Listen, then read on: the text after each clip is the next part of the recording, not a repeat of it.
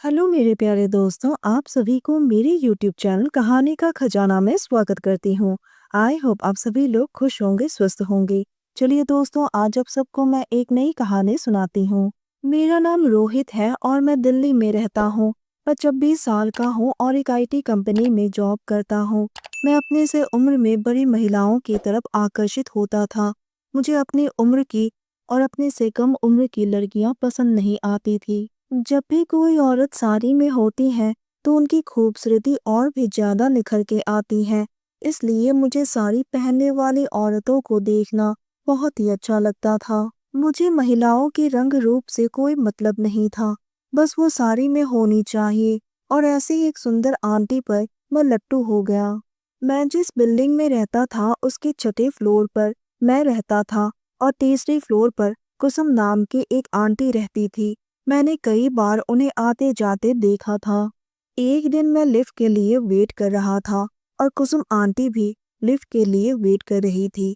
तभी गार्ड आया और उसने कहा कि लिफ्ट में कुछ खराबी आ गई है और आप लोगों को सीढ़ियों से जाना पड़ेगा।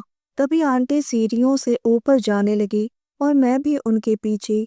आंटी ने पूछा, क्या तुम भी ऊपर जा रहे हो? मैंने कहा, हाँ वो मैं ऊपर जा रहा हूँ। दोस्तों, चैनल पर नए आए हैं तो इस वीडियो को एक लाइक करें और चैनल को एक सब्सक्राइब करें ताकि ऐसे ही कहानियाँ आप सबके समक्ष प्रस्तुत कर पाएं। चलिए दोस्तों, अब कहानी में आगे बढ़ते हैं और आपको यह कहानी सुनाते हैं। आंटी मुझे घबराहट में देखकर हंसने लगी। उस दिन की घटना के बाद मैं उनके बारे में सोचने लगा। कुसुम आंटी दिखने में बहुत ही गोरी थी। मैंने उनको हमेशा अकेले ही देखा है, कभी उनके पति को उनके साथ नहीं देखा। मैंने सोचा कि शायद उनके पति काम पर जाते होंगे, इसलिए मुलाकात नहीं हो पाती। जब भी वो साड़ी में होती हैं, तो वो किसी अप्सरा की तरह लगती हैं। अब तो अक्सर सीढ़ियों से आते जाते उनसे मुलाकात हो ही जाती है। आंटी धीरे धीरे मेरे बारे में जानने लगी, जैसे कि मैं कौन से फ्लोर में रहता हूँ, कहाँ जॉब करता हूँ और किसके साथ रहता हूँ। एक दिन आंटी ऑफिस से आते वक्त अपने साथ घर का सामान भी लेकर आई थी। उसी वक्त मैं भी वहीं पर था। आंटी बैग उठाने ही वाली थी। मैंने कहा, आंटी आप रहने दो, मैं आपकी हेल्प कर देता हूँ। और मैंने बैग उठाए। आंटी ने दरवाज़ा खोला और मैंने सामान अंदर रखा। आंटी ने कहा कि बैठो और पानी पी कर जाओ।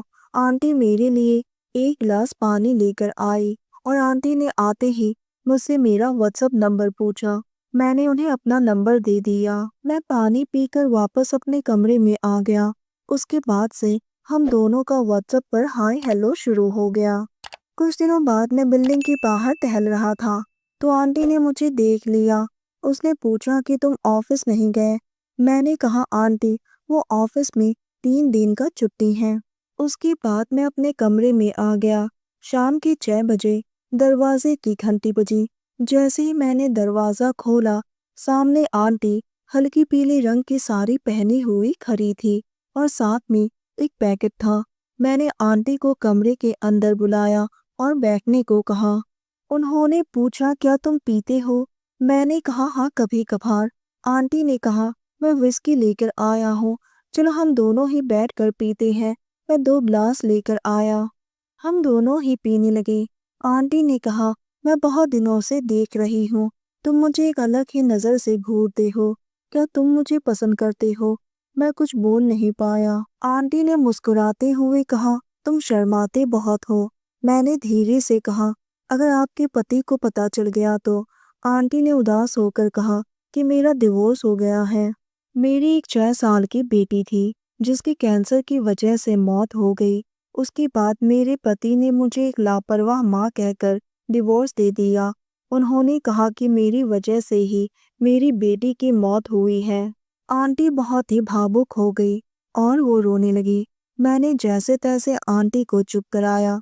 मैंने कहा, आंटी आप रोती हुई अच्छी नहीं लगती हैं। आंटी ने मुझसे रिक्वेस्ट किया, तुम मुझे एक बार माँ बनने का मौका दे सकते हो? मैं थोड़ी देर के लिए सन्न रह गया। मैंने कहा, लेकिन आंटी लोग क्या कहेंगे? और मैं आपसे उम्र में बहुत छोटा हूँ, हम दोनों में 6 साल का फासला है। आंटी ने कहा, मुझे लोगों की परवाह नहीं, बस तुम मेरी ये ख्वाहिश पूरी कर दो। मुझे मेरे जीने का सहारा मिल जाएगा और वादा रहा मैं तुमसे कभी कुछ नहीं मांगूंगी। मुझसे आंटी का दुख सहन नहीं हुआ और मैंने उनकी बात मान ली। वैसे भी मैं उन्हें बहुत पसंद करता हूँ। मैं उनकी ख्वाहिश पूरी करने लगा। मैं जिसके बारे में दिन रात सोचता था, आज वो मेरे साथ है। वो मेरा साथ पाकर बहुत ही सुकून महसूस कर रही थी और मैं भी बहुत खुश था। सुबह के 5 बजे उन्होंने मुझे जगाया और वो अपने कमरे में चली गई। 1 महीने पहले सीढ़ियों पर हमारी दोस्ती शुरू हुई और आज भी हम दोनों का रिश्ता वैसे ही चल रहा है। हम दोनों आज भी एक दूसरे से मिलते हैं। तो दोस्तों, यह कहानी सुनने के बाद आप सबकी क्या राय है? हमें कमेंट करके ज़रूर बताइए और साथ इस वीडियो को एक लाइक करें, चैनल को एक सब्सक्राइब करें और नोटिफिकेशन बेल को भी ज़रूर दबाएं ताकि अगली अपडेट सबसे पहले आपको मिले। दोस्तों, आपके एक लाइक और सब्सक्राइब से बहुत ही मोटिवेशन मिलती है कि हम ऐसे ही कहानियाँ आप सबके समक्ष प्रस्तुत कर पाएँ।